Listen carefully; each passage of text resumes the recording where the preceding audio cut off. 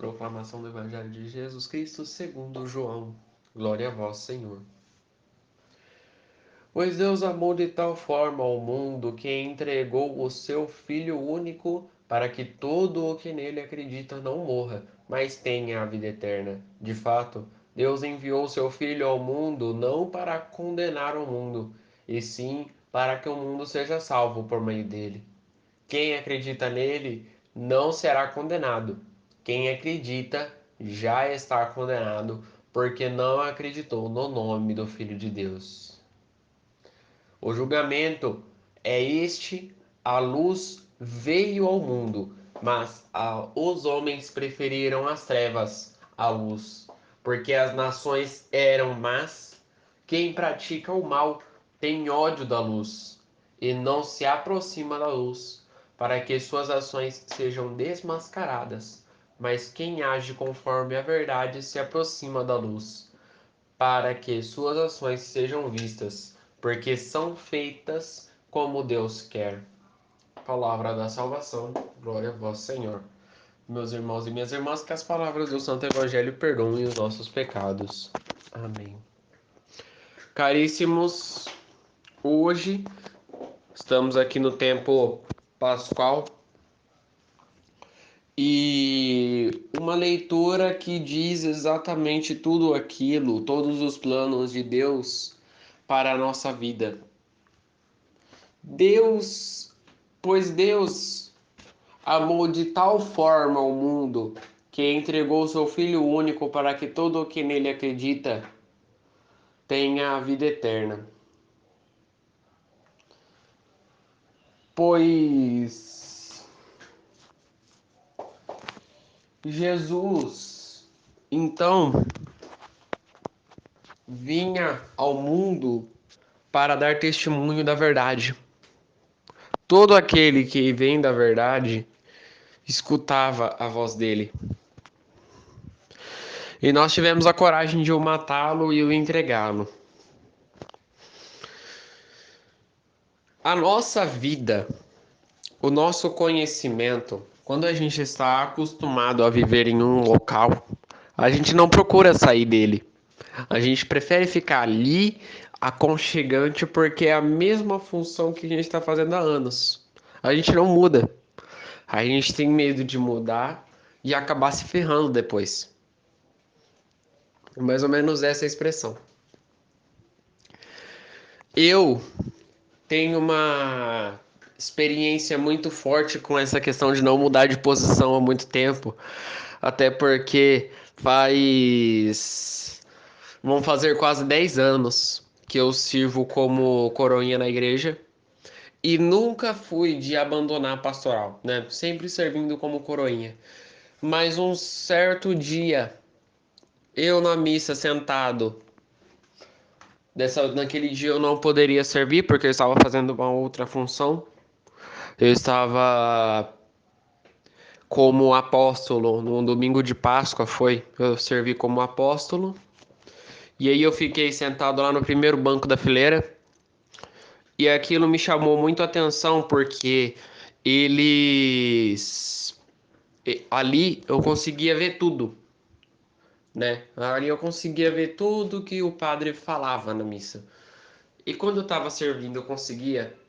Muitas das vezes não, porque como era missa paroquial, a gente era jogado lá pro canto. A gente era jogado lá pro canto. Pro canto de esquerdo do local da festa, né? Do local da missa. E lá a gente ficava até acabar a missa. Então, por 10 anos servindo na mesma função, foi ali que eu descobri que eu podia fazer algo diferente. Da mesma coisa somos nós. Às vezes a gente faz da nossa cabeça um lar de aconchego. Como que eu posso simplificar isso? Viver 10 anos. Porque eu sirvo 15 anos na mesma função. Porque eu toco violão na igreja faz 14 anos. Eu não quero sair dessa função. Porque é a única que me agrada. Tire esse pensamento da sua cabeça. Tire esse pensamento da sua cabeça. Eu conheço ministros que ficaram 20 anos servindo e foram embora. O que deixaram? Né? Um padre esses dias virou para mim e falou assim: Olha, William, eu vejo uma história muito impressionante, porque eu vejo. Teve uma história de 20 ministros. Teve um ministro que teve 20 anos servindo.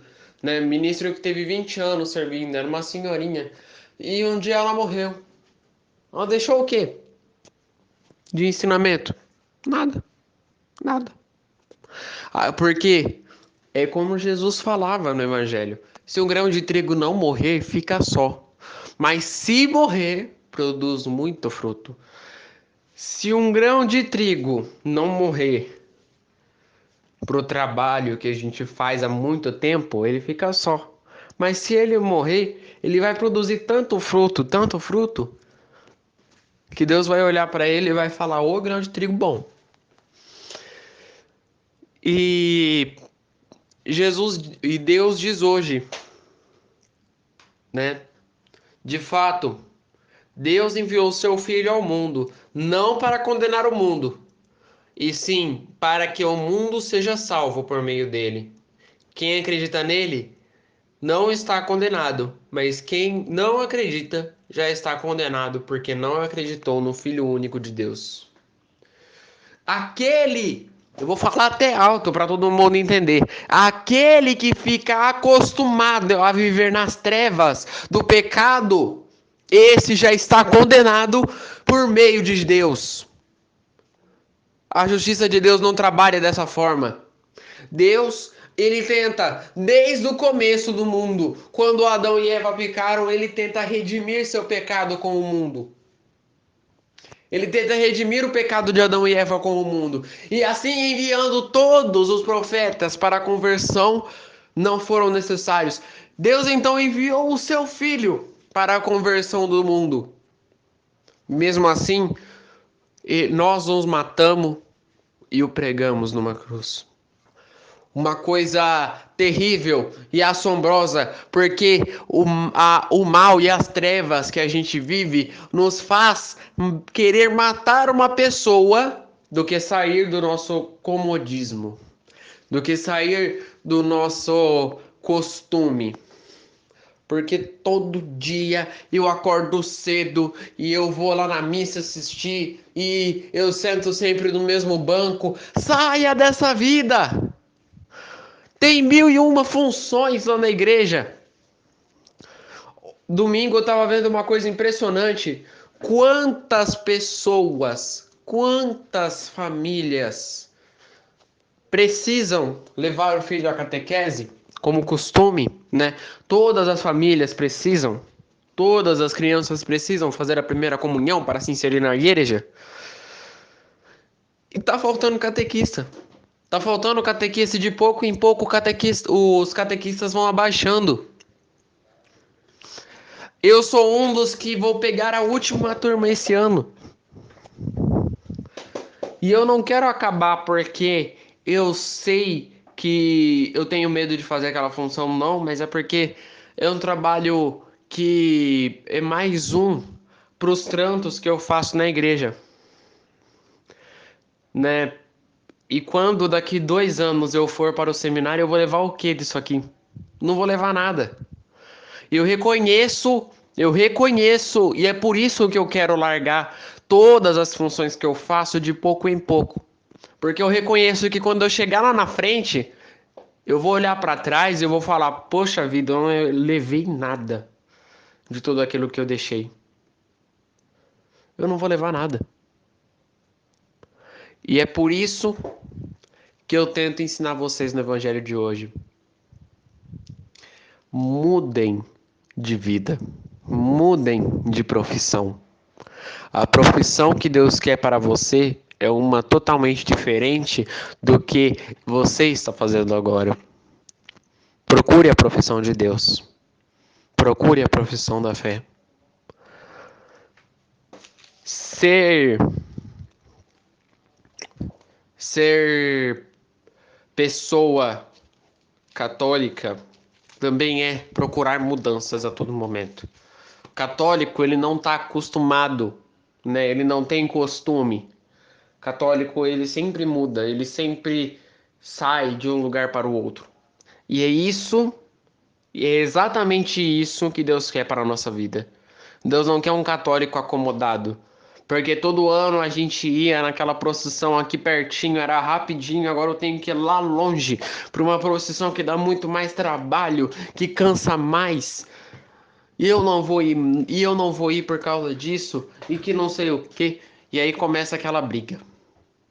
Meus irmãos e minhas irmãs, para que brigar devido a falta de costume? Católico ele não tem costume. Católico ele tá todo momento querendo mudança. Se você é um católico de verdade, você vai querer mudança a todo momento. Você não vai se sentir acomodado. Um católico ele não se sente acomodado. E isso é costume do católico. No não acostumar-se, o católico acha o seu costume. É uma coisa muito bonita e é uma coisa muito esplendorosa de Deus. É uma coisa muito esplendorosa. Veja bem, Jesus não ficava parado. Por que que a gente precisa ficar parado para contemplar Ele? Jesus não ficava parado para fazer as coisas. E isso é uma coisa muito esplendorosa, uma coisa muito importante.